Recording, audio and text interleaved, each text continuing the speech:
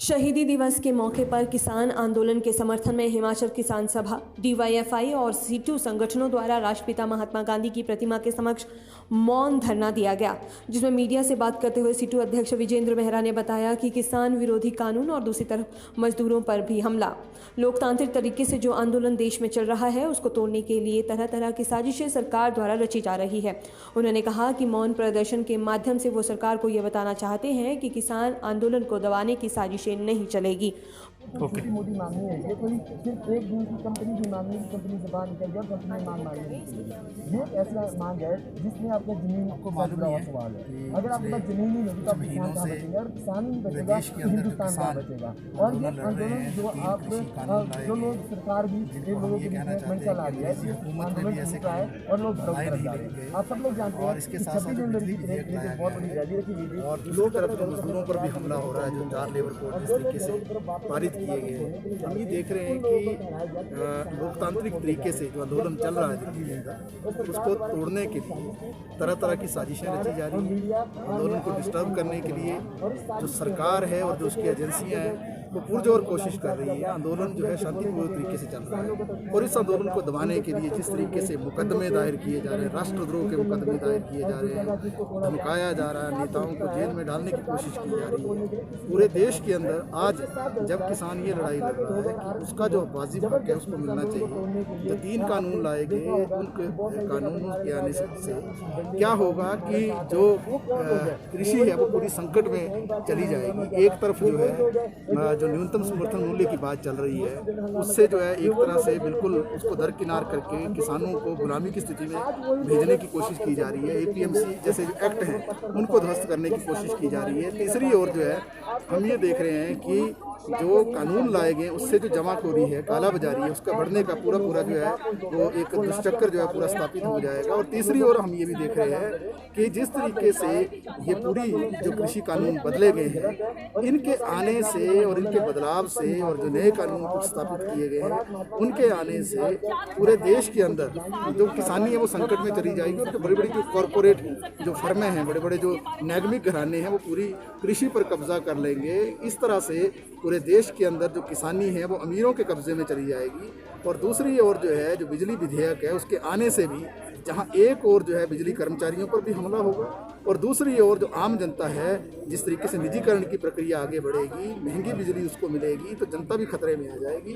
और तीसरी ओर हम ये भी कहना चाहते हैं कि जिस तरीके से जो मजदूरों के कानून थे, 44 कानूनों को ख़त्म करके 4 लेबर कोड स्थापित कर दिए गए, ये सारे हमले हैं जो मेहनतकश आवाम है, चाहे वो किसान है, चाहे वो खेत मजदूर है, चाहे वो मजदूर है, चाहे मेहनतकश जनता का दूसरे हिस्से हैं, सबको दबाने की एक कोशिश हो रही है। और जब लोकतांत्रिक प्रक्रिया से आंदोलन होते हैं तो उनको दबाने के लिए राष्ट्रद्रोह जैसे मुकदमे, पथराव करवाना, पिछले कल आपने देखा किस तरीके से पूरे सुनियोजित तरीके से पथराव किया गया सिंघू बॉर्डर पर, और जो गाजीपुर में जो परसों हुआ वो सबने देखा।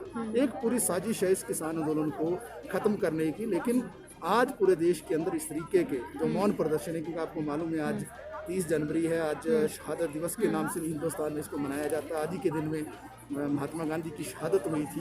तो आज ये रिज मैदान पर हम शिमला में महात्मा गांधी की प्रतिमा के आगे ही आगे हैं और यहाँ पर जो मौन प्रदर्शन के माध्यम से शांतिपूर्वक तरीके से हम सरकार से ये कहना चाहते हैं कि आंदोलन को दबाने की साजिशें नहीं चलेंगी। देश के करोड़ों करोड़ों किसान और मजदूर जो हैं वो न्याय चाहते हैं, वो इन कानूनों का बदलाव चाहते हैं, इन कानूनों को उनके हक में करने की मांग कर रहे हैं। तो ऐसे समय में सरकार को आगे आकर जो है किसानों मजदूरों की जो समस्याएं हैं, उनके जो कानून हैं, उनके जो भी अधिकार हैं उनको देना चाहिए। और इसके बजाय जिस तरीके की वो साजिशें कर रहे हैं इस पर रोक लगनी चाहिए। और जो हिंसा का वातावरण बनाया जा रहा है उसकी हम कड़ी निंदा करते हैं और वो सरकार द्वारा प्रायोजित है। जिस तरीके से आपने लाल किला में भी देखा और बाद में उनके जो कनेक्शंस हैं वो साबित हुए कि वो सत्ता पक्ष के लोगों के साथ वो जुड़े हुए लोग थे और पूरे इसको इस्तेमाल करते हुए किसानों पर जो हमला करने की कोशिश की गई, इसके खिलाफ आज ये हम मौन प्रदर्शन कर रहे हैं यहाँ रिज मैदान के ऊपर। वहीं डीवाईएफआई संगठन के सचिव चंद्रकांत ने कहा कि मौन प्रदर्शन के माध्यम से किसान समर्थन में आज वो शहीदी दिवस के मौके पर प्रदर्शन कर रहे हैं। मेरा नाम चंद्रकांत वर्मा है। मैं DYFI state secretary Himachal Pradesh. आज हम महात्मा गांधी जी के शहादत दिवस पर यहाँ पर एक मौन धारण करके बैठे हैं और इस मौन के साथ साथ किसानों के समर्थन में ये मौन धारण यहाँ पे कर रहे हैं। आप सब लोग जानते हैं कि देश के अंदर किसान आंदोलन चला है और किसान आंदोलन एक ऐसे पड़ाव पर पहुँच गया है जहाँ सरकार उसको कुचलने के लिए हर संभव कोशिश कर रही है। आपने 26 जनवरी को देखा होगा कि किसानों ने पूरे परमिशन के साथ दिल्ली मार्च का एक फैसला लिया था 60 दिनों के बाद, और दिल्ली मार्च का जो फैसला लिया था उस फैसले के अंदर सरकार ने उनको परमिशन दी थी। पर जब वहाँ किसान जा रहे थे तो उनको उस रास्ते में जाने ना दिया दे करके हर किसी रास्ते से उनको बढ़ाया गया। अब जो किसान दूर गाँव से आया उनको क्या पता था कि लाल किला कहाँ पे और कहाँ पे इंडिया गेट है, वो हर किसी रास्ते से जहाँ से उनको पुलिस द्वारा भेजा गया। और वहाँ पे भी आप देखते हैं कि कुछ लोगों द्वारा ये भ्रांति फैलाई गई कि किसानों ने झंडे को तोड़ा है या किसानों ने हुड़दंग किया है। आप सब लोग जानते हैं जब आप हजारों लोगों के बीच में लाठी चार्ज करेंगे तो एक दो लोग तो अरे परे से भी और तरह की घटना होती है। दूसरी, जिन लोगों ने द्वारा महात्मा गांधी को 30 जनवरी को मारा गया था उन्हीं विचार के लोगों ने वहाँ पर लाठियां बरसाई है, वहाँ पे नकाबपोश बन करके झंडे बरसाए गए हैं, पत्थर मारे गए हैं, आंसू गैस के गोले जो पुलिस द्वारा फेंके हैं उनको हथियाने का काम किया गया है और किसान आंदोलन को तोड़ने के लिए हर संभव कोशिश की है, जिससे साफ झलकता है कि हिंदुस्तान के अंदर लोकतंत्र के ऊपर बहुत बड़ा हमला है। क्योंकि यहाँ पे अगर कोई भी अपनी आवाज उठा रहा तो उसे आतंकवादी का नाम दिया जा रहा है। और ये एक घटना नहीं है, आप देखिए जामिया मिलिया के अंदर जो लोग घटना को तोड़ने वाले थे वो लोग आज दिल्ली के अंदर किसानों की घटना को तोड़ने वाले हैं। आप देखेंगे जेएनयू के अंदर जो लोग नारे मार रहे थे कि दिल्ली पुलिस तुम आगे बढ़ो हम तुम्हारे साथ है, आज वही लोग दिल्ली में नारे मार रहे हैं कि दिल्ली पुलिस तुम लट बरसाओ हम तुम्हारे साथ है। आप देखेंगे जितने भी आंदोलन हिंदुस्तान के अंदर सरकार के खिलाफ हो रहे हैं उन आंदोलनों को कुचलने के लिए नकाबपोशों की एक पूरी फौज पुलिस के साथ खड़ी हो रही है।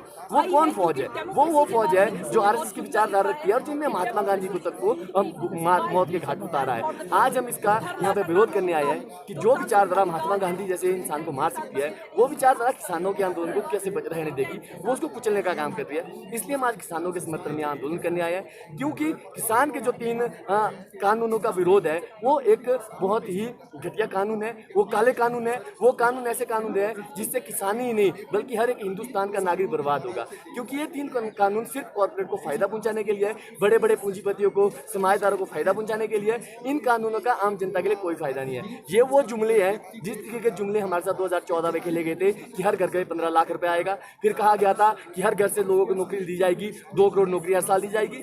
अब हम ये पूछना चाहेंगे देश के प्रधानमंत्री जी से या देश के होम मिनिस्टर से कि आपने 15 लाख हर घर में दे दिए, आपने 2 करोड़ नौकरियां भी दे दी, अब ये 3 कानून दे करके आप किसानों को क्या सड़क पे लाना चाहते हैं?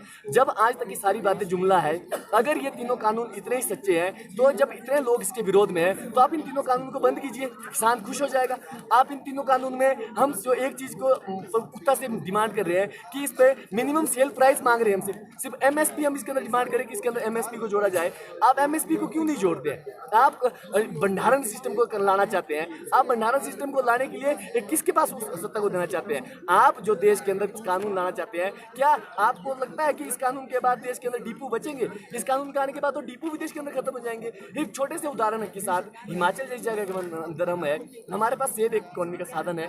हम जब सेब का भंडारण सिस्टम अदानी ने लिया है, अदानी हमारे से सेब 1400 रुपये खरीदता है, भंडारण के बाद वो फरवरी के अंदर उसको 3-3 हज़ार रुपये बेचता है, जबकि अगर हम सीधी मंडी में उसको ले जाए तो हम भी उसको 3,000 रुपये में बेच सकते हैं। इससे साफ झलकता है कि जो तीनों कानून है ये काले कानून है और इन कानूनों के खिलाफ जब तक किसानों का आंदोलन रहेगा हम भी हिमाचल में पुरजोर से इस आंदोलन के साथ है और किसानों के साथ कंधे से कंधा मिला के खड़े हैं। और आज महात्मा गांधी जी के शहादत दिवस पर हम इस कानून के खिलाफ आवाज उठाने आए हैं। किसकी नाकामी मानते हैं आप? जैसे कि लाल किला पे भी उन्होंने झंडा फहराया, उन पर लाठीचार्ज किया गया, आज इजराइल की तरफ से बम विस्फोट भी किया गया दिल्ली में, उसके अलावा क्या बोलते हैं आप देखिए, जब भी कोई आंदोलन होता है तो वो 2 पक्षों में होता है, एक आंदोलन करने वाले, दूसरे आंदोलन को कुचलने वाले, या शोषक और शोषित के बीच में ये लड़ाई है।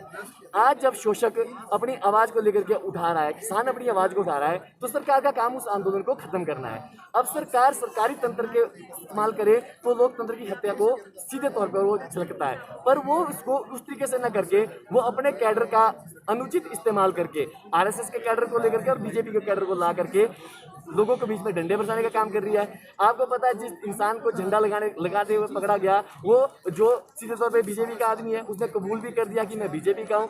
आप देखेंगे दिल्ली के अंदर जो लाठियां बरसाने वाले लोग थे वो नकाबपोश लोग थे, जो पुलिस के साथ आए और पुलिस के साथ ही चले गए। जिसमें पुलिस कम लाठियां मार रही है और नकाबपोश ज्यादा लाठियां मार रहे हैं। इससे साफ झलक रहा है कि एक विचारधारा जिसने महात्मा गांधी को गोली मारी है, जिस महात्मा गांधी ने पूरे देश को आजादी दिलाने के लिए कितनी बड़ी भूमिका निभाई, जो महात्मा गांधी को मार सकती है, वो इन किसानों के ऊपर किस तरह का व्यवहार अपना रही होगी। वो विचारधारा किसी भी तरीके से इस आंदोलन को कुचलना चाहती है, वो विचारधारा इस आंदोलन को खत्म करना चाहती है, जिस वजह से हम सीधे तौर पे बोल रहे हैं कि आरएसएस और बीजेपी इस आंदोलन को खत्म करने के लिए ये सारे षड्यंत्र रच रही है।